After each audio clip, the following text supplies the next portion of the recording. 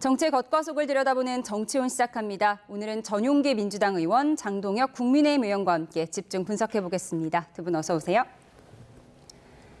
네, 박찬대 민주당 원내대표와 권성동 국민의힘 원내대표가 오늘 나란히 퇴임 기자회견을 열었습니다. 먼저 보고 오겠습니다. 어쩌면 10년 같은 1년 아니었나 이렇게 생각됩니다.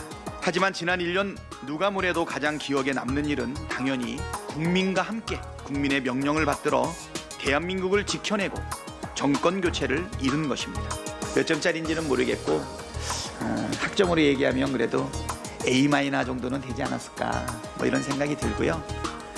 저쪽에 원내대표가 3번이나 바꾸는 사이에 꿋꿋하게 버틴 거 아시죠? 주변의 의견들도 상당히 많이 있어서 솔직히 고민하고 있는 것은 사실입니다. 윤석열 대통령의 계엄 때문에 일어난 탄핵 정국에서 저는 여러 동료 의원님들의 간곡한 요청에 따라 원내대표로 출마했습니다. 왜 친윤이 원내대표를 하느냐라며 비난하기도 했습니다. 저는 윤석열 정권 탄생에 적지 않은 역할을 했습니다. 당의 분열을 막기 위해 독이 든 성배를 마셨습니다. 윤 대통령의 계엄은 위법적인 계엄입니다. 지금도 왜 계엄을 했는지 이해할 수가 없습니다. 이제 차기 지도부가 우리 당의 아픔을 잘 치유해 주기를 바랍니다. 네, 두 원내대표 각각 비상 상황 속에서 원내 사령탑 역할을 수행하며 전국을 이끌어왔는데 박찬대 원내대표 스스로에게 A- 학점을 줬어요. 뭐 평소 화법을 보면 A+ 줄 것 같은데 마이너스는 왜 그랬을까요? 실제로 하신 말씀 중에 하나를 눈여겨볼 게 있는데 그게 고난의 대장정이다 이렇게 표현한 게 있습니다. 마냥 좋았을 일만 있었고 마치 민주당이 입법 독주를 한다는 비판도 받았지만 실제로 많은 성과들을 내왔었거든요. 그 과정이 굉장히 좀 고난의 대장정이라고 평가하는 것은 어쩔 수 없는 일 같습니다. 그러나 이렇게 A 학점이라는 높은 점수를 이렇게 자신이 직접 매긴 것은 그래도 정권 교체라고 하는 이 정당의 목표를 이루어냈기 때문에 A- 정도가 결국에는 목표도 이루어냈고 실제로 본인이 추진해오던 내용들이 굉장히 고난의 대장정이었기 때문에 A- 정도의 이런 평가를 하지 않았을까 저는 그렇게 추측합니다. 당대표에도 출마할 것 같죠? 실제로 고민하고 있다라는 말씀을 안 하실 줄 알았어요. 왜냐하면 평소 발언이라고 한다면 그리고 정치인의 일반적인 발언 수위라고 한다면 이렇게 출마를 시사하는 발언들은 출마를 결심했을 때나 하는 말씀들이거든요.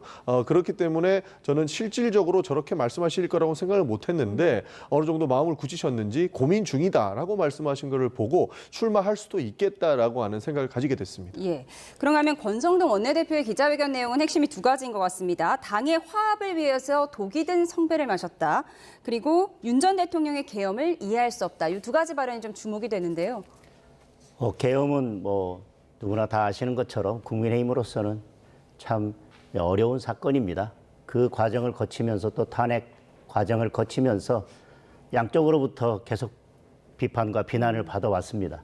그럼에도 불구하고 국민들을 바라보면서 거기에서 균형을 잡으려고 노력을 했고 그러다 보니까 양쪽에서 비난을 받으면서 독이 든 성배였다. 그리고 어떤 결과가 나오더라도 좋은 평가를 받기 힘든 그런 상황이었기 때문에 그렇게 표현하신 것 같고 이제는 그런 여러 아픔들을 딛고 우리가 통합해서 하나로 나아가야 된다는 마지막 부탁을 하는 것으로 원내대표직을 내려놓으신 것 같습니다. 예, 두 원내 사령탑의 고별 기자회견을 한번 훑어봤습니다.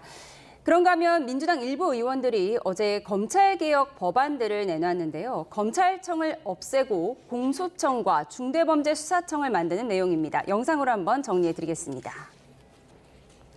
네, 만약 이 법안들이 국회를 통과한다면 검찰청은 공소청으로 이름을 바꾸고 영장 청구, 기소, 공소 유지만 담당합니다. 직접 수사를 할 수 없다는 게 핵심이죠. 검찰 수사권은 행정안전부 산하에 신설된 중대범죄수사청이 넘겨받게 됩니다. 중수청은 검찰이 수사하던 7개의 범죄에 더해서 내란, 외환죄까지 수사하게 됩니다. 법안을 발의한 민영대 의원 목소리 듣고 오시죠. 국민의 명령을 받들어서 검찰청을 폐지하겠습니다. 검찰의 수사권과 기소권을 분리하기 위해 행정안전부 산하에 중대범죄 수사청을 신설하여 수사력을 더욱 강화하겠습니다. 그리고 법무부 산하에는 공소청을 신설해 대한민국에서 더는 표적수사, 하명수사, 정치적 수사라는 단어가 쓰이지 않도록 하겠습니다. 이를 통해 국민의 검찰이 아닌 검사의 검찰이 폐쇄적이고 특권적인 조직 문화 속에서 더 이상 대한민국을 검찰공화국으로 지배할 수 없도록 만들겠습니다. 네, 한동훈 전 국민의힘 대표, 할 일을 제대로 하는 검찰을 두려워해야 하는 것은 범죄자뿐이다. 이재명 정부판 문화혁명의 시작이라고 비판하는 등 국민의힘은 검찰이 이재명 대통령에 대해 수사한 것에 대한 보복이자 법치 파괴라고 반발했는데요. 들어보시죠. 민주당 일부 의원들이 발의한 소위 검찰청 해체 4법은 대한민국 헌법의 기본 원칙을 훼손하고 국민의 권익을 심각하게 침해하며 형사사법제도 전체를 혼란에 빠뜨릴 수 있는 위험한 시도입니다. 경찰청과 중대범죄수사청, 공수처, 해경에 대한 수사 및 지휘 감독권, 감찰권까지 모두 갖는 국가수사위원회 11명의 위원 대부분을 대통령과 입법권을 장악한 민주당이 임명하도록 되어 있습니다. 수사기관의 독립성을 강화하는 것이 아니라 명백히 정권에 종속시키는 악법입니다.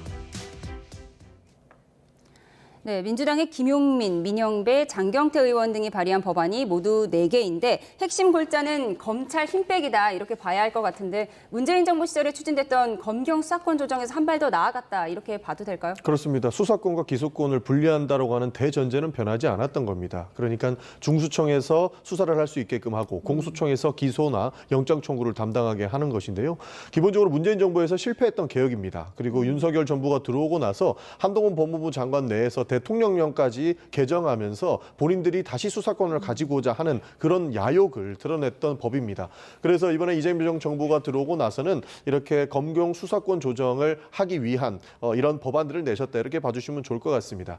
일각에서는 뭐 수사 역량이 부족한 상황 그리고 수사에서의 혼란을 가지고 올 것이다 이런 말씀을 하시는데 이 부분은 깊게 들여다보지 않고 일부러 비판적인 시각에서 보는 거라고 저는 생각을 합니다. 그 이유가 기본적으로 검찰 내부에서 수사하는 사람들은 수사관들이지 않습니까? 수천 명의 수사관들은 인사이동을 통해서 중앙수사본부에서 수사를 할 수 있는 것이고 여기서 수사 지휘를 검사가 할 것이냐 아니면 중수청에서 할 것이냐 이 차이만 있는 건데 검사가 뭐 만물로는 아니지 않습니까? 수사 지휘를 굳이 검사가 하지 않더라도 수사 역량이 있는 기존의 수사관들은 충분히 중앙수사본부에서 수사를 할 수 있다 라고 예수할 수 있을 것 같습니다. 그런 측면에서 수사가 혼란해질 것이다라고 하는 것들은 어떻게든 그 검사의 그 역할들에 대한 만물론들을 계속 이야기하고 있는 것 같고 이 법안을 방해하기 위한 공작에 불과하다라고 저는 생각을 합니다. 예, 수사 지휘를 굳이 검사가 할 필요가 없다라고 하셨는데 국민의힘에서는 이재명 대통령 수사한 것에 대한 보복이다 이렇게 얘기를 하고 있는 거잖아요.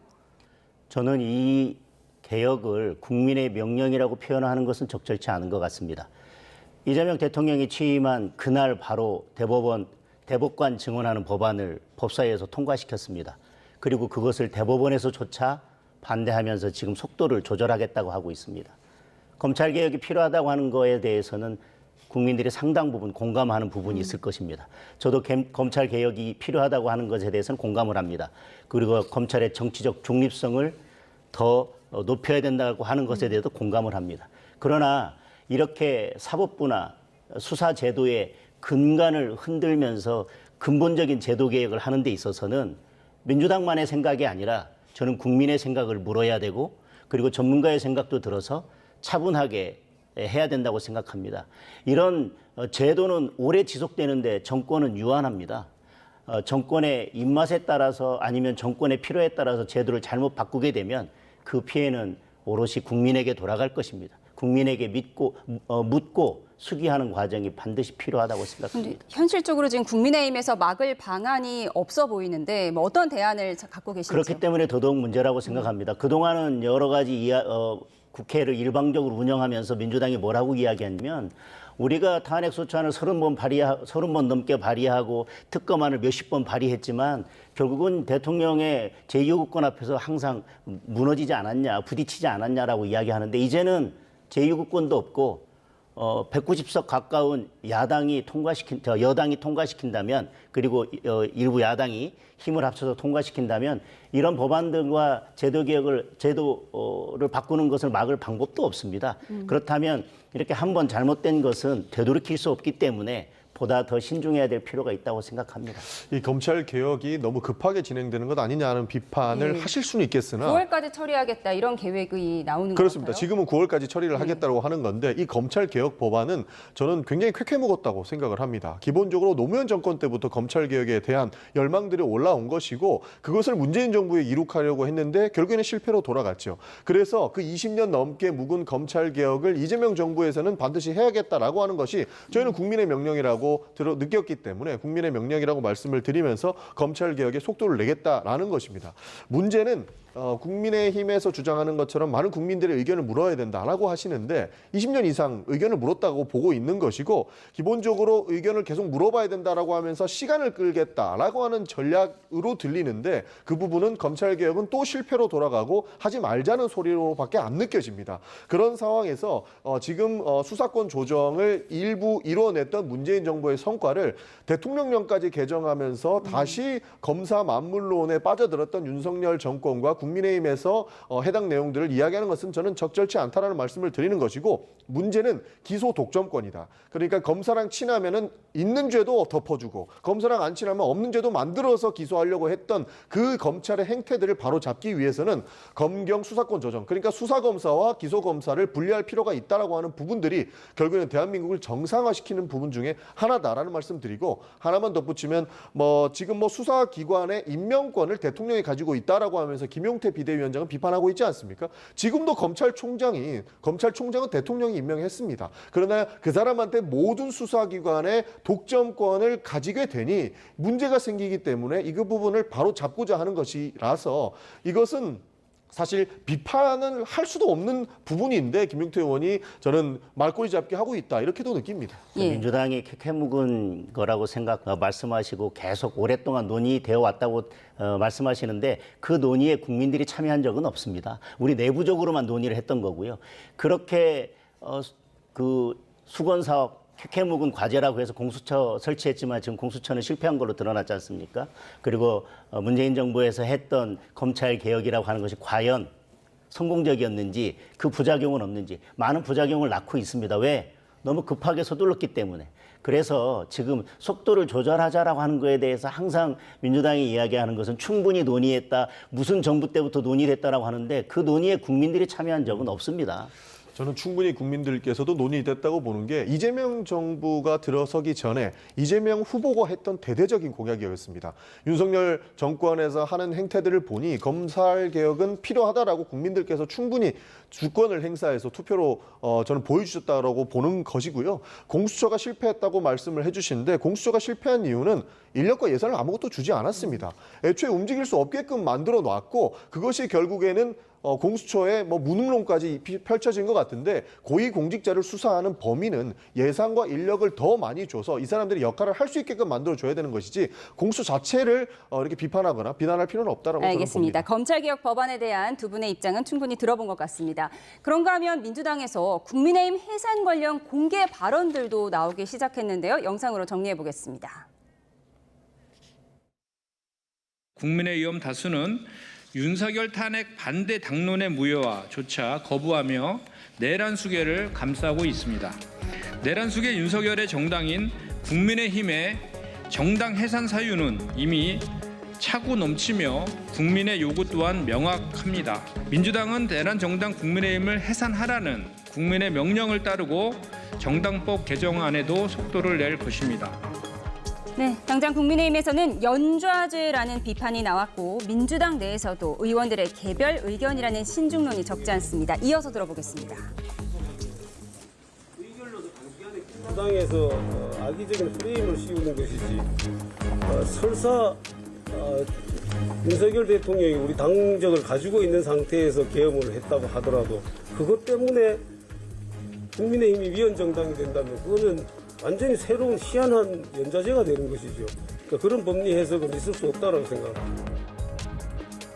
대통령이 당원이었다고 해서 그 정당의 활동이나 목적이 민족 기본 질서 위배된다 이렇게 단정할 수 없는 거 아니겠습니까? 저는 그래서 뭐 국회에서 논의 과정에서 자연히 정리될 문제지. 근데 개인적인 의견은 아니겠습니다. 네, 이렇게 민주당 일부 의원들이 국민의힘 해산을 위한 서명 기자회견까지 열었습니다. 물론 정성호 의원이 신중론을 띄우긴 했지만 지금 적극적으로 이런 의원들을 제지하는 분위기도 읽히지 않거든요. 실제로 제지할 만한 그런 상황이 안 된다고 봅니다. 일부 의원들의 발언이라고 보는 것이고 아마 그 정당 해산과 관련해서는 실제로 필요한 요건들을 갖추어졌는지가 먼저 논의돼야 될 것 같은데 지금은 의혹 단계밖에 안 되는 겁니다.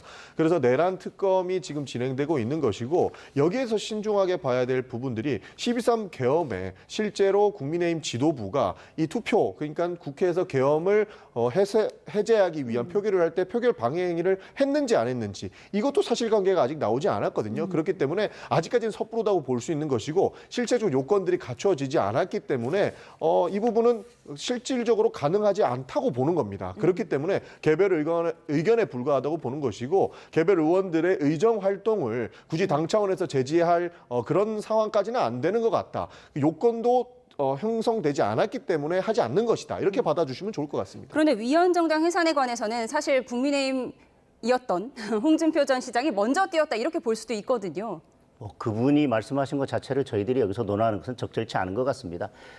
민주당 내에서 그래도 매우 합리적이라고 인정받고 있는 정성호 의원님 그리고 우리 전영기 의원님조차도 과연 그 요건이 지금 충족되는지 여부에 대해서 좀 더 살펴봐야 된다고 말씀하신 것처럼 지금 차고 넘친다 그러면서 말씀하신 게 탄핵 반대다. 지금도 탄핵 반대 당론을 취소하는 거에 대해서 반대하고 있으면서 뭐 내란을 옹호하고 있다 이렇게 얘기하고 있는데 그렇다면 결국은 탄핵 반대를 주장했던 많은 국민들 그리고 이번에 김문수 후보를 지지했던 41%의 국민들도 그러면 내란에 동조하고 있다는 것인지 탄핵을 반대한다는 것이 결국은 계엄을 옹호하는 것이 전혀 아니지 않습니까? 계엄은 잘못됐다 하더라도 그 문제를 해결하는 방식이 국론 분열을 가져오는 탄핵이라는 방법 말고도 다른 뭐 점진적 퇴진이라든지 개헌을 포함해서 그런 정치적인 해결 방법도 있기 때문에 다른 방법을 고민해 보자라고 이야기하는 것이지 탄핵 반대가 결국은 계엄 옹호다.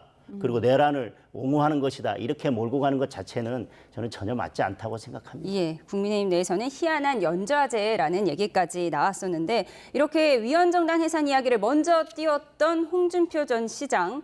정계 은퇴 선언 후에 하와이로 건너가서 더 활발하게 SNS 메시지를 내왔는데요. 오늘은 귀국을 시사하는 메시지를 올렸습니다. 화면을 좀 보겠습니다. 네, 홍준표 전 대구시장 오늘 자신의 페이스북을 통해 공부는 태평양 바다에 묻고 홀가분하게 돌아가겠다고 밝혔습니다. 그런데 입은 옷이 좀 눈에 띄죠. 앞서 홍 전 시장은 지지자들과의 소통 채널인 청년의 꿈을 통해서 신당 창당 가능성을 내비친 바 있습니다. 개혁신당 입당설에는 낭설이라면서도 내년에 가면 좋겠다는 누리꾼 글에는 알겠다고 답하면서 이준석 개혁신당 의원과 함께하겠다는 여지를 열어두기도 했는데요. 오늘 개혁신당 이주영 의원은 이렇게 말했습니다. 들어보시죠. 홍준표 전 대구시장이 뭐 이준석 의원 개혁신당과 뭐 신당 창당 가능성 물론 이준석 의원은 전혀 사실이 아니다라고 부인하고 있는데요. 예. 네. 그런 가능성 이야기들이 왜 나올까요? 예. 사실 이것은 양쪽에 다 좀 부적절한 이야기가 아닌가 하는 생각은 드는데 예. 또 한 번의 개혁신당 흔들기다. 저는 그렇게 봅니다. 예, 왜냐하면 이것이 단일화 때도 똑같이 저희는 겪었다고 생각을 하거든요. 그렇군요. 이 예. 개혁신당과 이 이준석 후보의 단독 정체성을 아직도 인정하지 않는다는 생각이 들고 네, 당사자들이 부인하고 있긴 한데 꾸준히 제기되고 있는 이준석, 홍준표의 신당 창당 가능성 어떻게 보고 계세요? 실제로 가능하지 않을까 싶습니다. 원래 홍준표 대구 전 시장 같은 경우에는 정치권을 떠나겠다라고 선언을 하시지 않았습니까? 그러나 본인들을 찾는 사람들이 많이 있었고 실제로 하와이까지 찾으러 오는 이런 상황이었기 때문에 전혀 정치권을 떠난 것 같지 않았죠? 그렇습니다. 정치권을 떠나지 않았고 실제로 옷 색깔을 무엇을 입었는지 그리고 페이스북에 본인이 프로필 사진을 바꾸고 바꾸면서도 옷 색깔을 바꾸는 진풍경을 보여줬었거든요. 그런 상황들을 여러 가지로 추측해봤을 때 전혀 정치권을 떠나지 않은 것 같다라는 평가가 저는 적절한 것 같습니다. 그런 차원에서 결국에 한국에 돌아와서는 정치적인 영향력을 평가하고 펼치려고 할 텐데 지금 국민의힘에 대한 서운함은 이루 말할 수 없을 정도일 것 같습니다. 기본적으로 그렇기 때문에 이준석 후보를 응원하고 김문수 후보를 비판하는 진풍경까지 볼 수 있었는데 그런 차원에서 와서 이준석 후보와 무언가를 도모할 수 있는 상황적 측면은 열려 있다라고 보는 겁니다. 정치는 생물이기 때문에 아니라고 하더라도 말을 뒤집고 나오는 정치인들을 굉장히 많이 보지 않았습니까? 그런 차원에서 충분히 가능성도 있다. 저는 그렇게 보고 있습니다. 그동안 페이스북 대문 사진에 넥타이가 빨강이냐 파랑이냐까지 화제가 되는 상황이었는데 오늘은 빨강 파랑이 섞인 옷을 입고 귀국을 시사했습니다. 근데 국민의힘에서도 지금 감정이 좋지는 않잖아요. 감정이 뭐 좋고 나쁘다고 말씀드릴 수는 없을 것 같습니다. 정계를 떠나느냐 마느냐와 관계없이 그래도 국민의힘에서 그 보수 정당에서 오랫동안 정치를 하셨고 당대표도 하셨고 당의 공천을 받아서 여러 직에도 출마를 하셔서 당선도 되셨습니다. 그런 여러 가지 이유 때문에 대선 과정에서는 그래도 김문수 후보를 끝까지 도와달라고 말씀을 드렸지만 적극 도움은 주지 않으셨습니다. 그리고 이제 지금 와서 다른 여러 가지 말씀들을 하고 계신데 그 서운함은 알겠지만 여러 가지 가능성은 열려 있고 정치가 생물이기 때문에 모든 가능성이 열려 있다는 일반론은 당연히 굳이 얘기할 필요가 없을 것 같고요. 정계에는 복귀하실 것 같습니다. 그러나 신당 창당이나 개혁신당과의 연대나 이런 부분들은 아직 논의의 단계라고 생각합니다. 홍준표 전 시장 오늘 귀국을 시사했는데 돌아와서 신당 창당을 할지 국민의힘을 돌아가는 그런 상황이 될지 한번 지켜보도록 하겠습니다. 그런가 하면 국민의힘은 투톱이 충돌하는 모양을 보이고 있습니다. 김용태 비대위원장은 어제 의원총회에서 전당대회 개최를 확정지을 구상이었는데요. 예정된 의원총회 시각 40분 전에 원내 지도부가 돌연 취소 공지를 냈습니다. 개혁안을 둘러싼 힘겨루기 양상 영상으로 정리했습니다.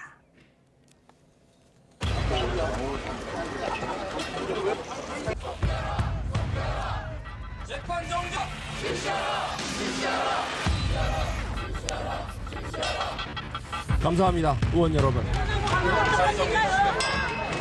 국민의힘 정신 차리십시오. 그냥 가만히만 있지 마시고 이게 뭡니까? 국민들하고 배우는데 국회의원을 던지고만 있다고 이게 말이 됩니까?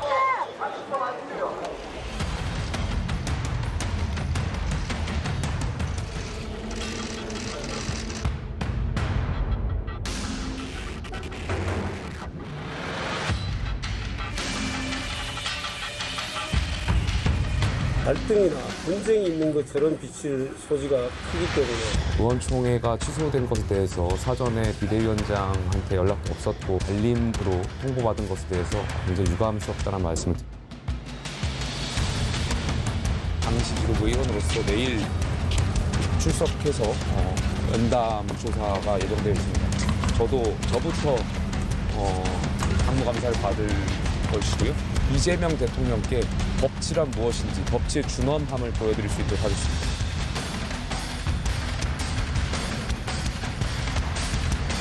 이제는 당내 언론마저도 막히는구나라는 암담한 생각이 들었습니다. 우리끼리 해보자라고 하는 의총마저도 이제 문을 닫으면 의원들도 믿을 수 없다는 거 아니에요.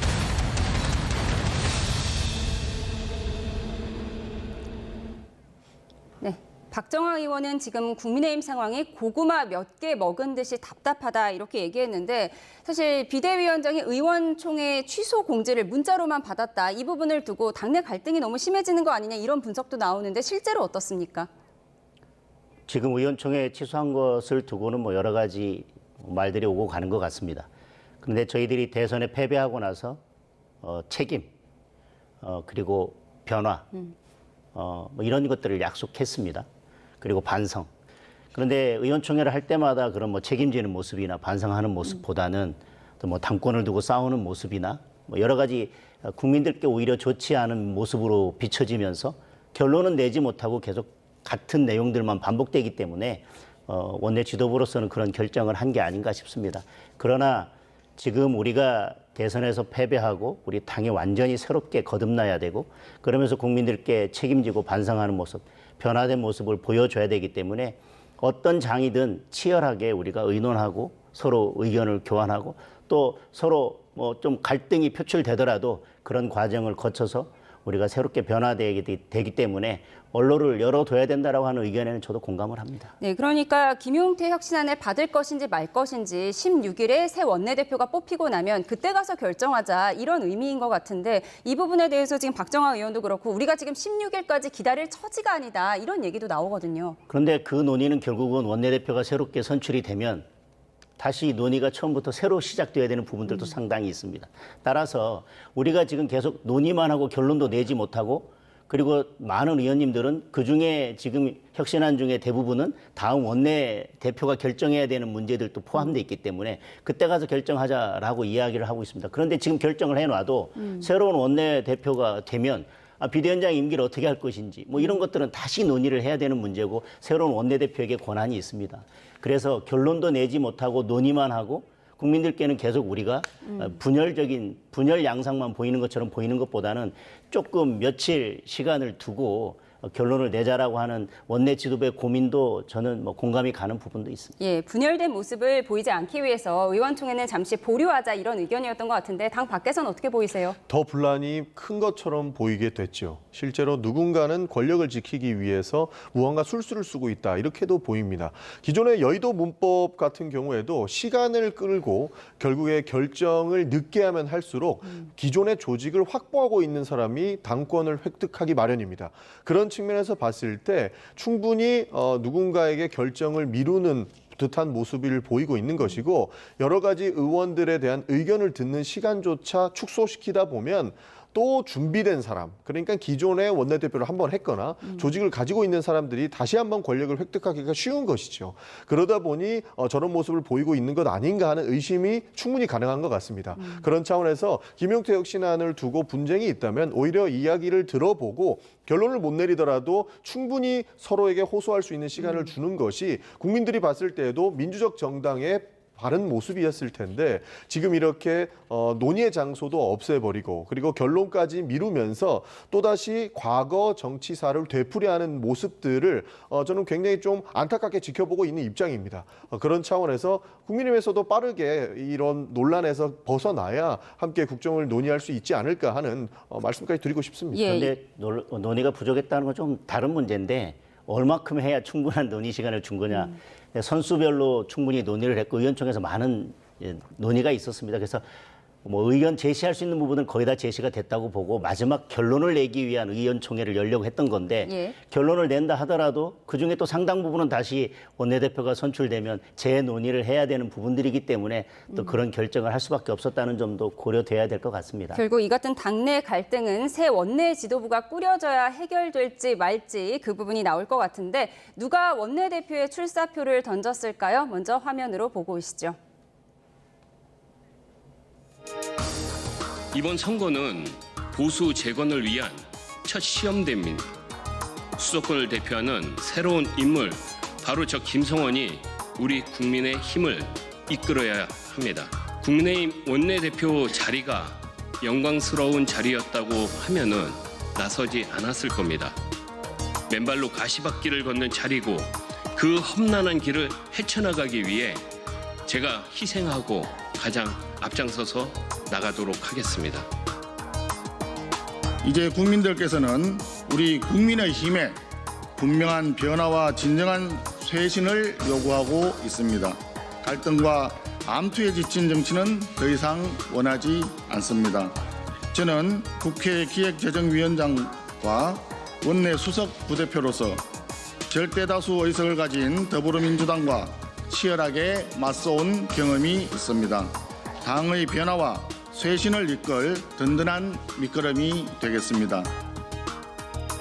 현재 당이 백척 간두에 서 있습니다. 그럼에도 불구하고 조기 대선의 원인 제공자들이 당을 장악을 시도를 멈추지 않고 있고요. 또 집권 여당에서는 연일 내란 세력 척결의 의지를 가지고 있습니다. 이런 위기 상황에서 과연 당을 구할 사람이 누구인지를 저는 살펴봤으면 좋겠다는 생각이고요. 당 내부의 개혁과 대여 협상을 통해서 정치 복원을 이루어낼 수 있는 인물이 나서야 된다고 보고 있습니다. 만약에 저한테 그러한 역할이 주어진다면은 저는 기꺼이 수행해 나갈 것이라는 그런 뜻을 담아내었습니다.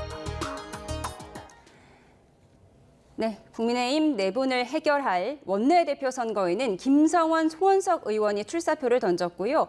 조경태 의원도 오늘 라디오 인터뷰에서 출사 의사를 다소 밝히기도 했는데 김성원, 송원석 의원은 개파색이 였다 이렇게 평가를 받고 있죠. 네, 그렇습니다. 송원석 의원님 같은 경우에는 완전히 친윤으로 분류되는 것도 아니고 여지껏 어떤 개파에 치우쳐서 의정활동을 해온 분이 아니기 때문에 개파색이 였다고 할 수 있습니다. 김성원 의원님 같은 경우에는 한동훈 전 대표와 뜻을 같이 하는 의원으로 분류되기도 하는데 그동안 의정 활동을 보면 그래도 중립적으로 합리적으로 의정 활동을 해왔다고 할 수 있을 것 같습니다. 네, 아무래도 친윤, 친한파의 개파 갈등으로 비춰지면 안 된다고 우려하는 의원님들이 많이 계시더라고요. 네네. 어느 분이 가장 유리할 거라고 보세요?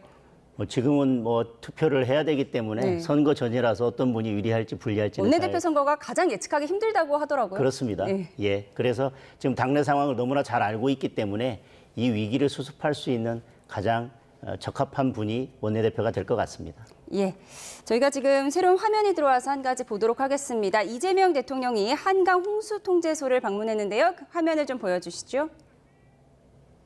네. 이재명 대통령이 한강 홍수 통제소를 방문해서 장마 대비 점검에 나섰고요.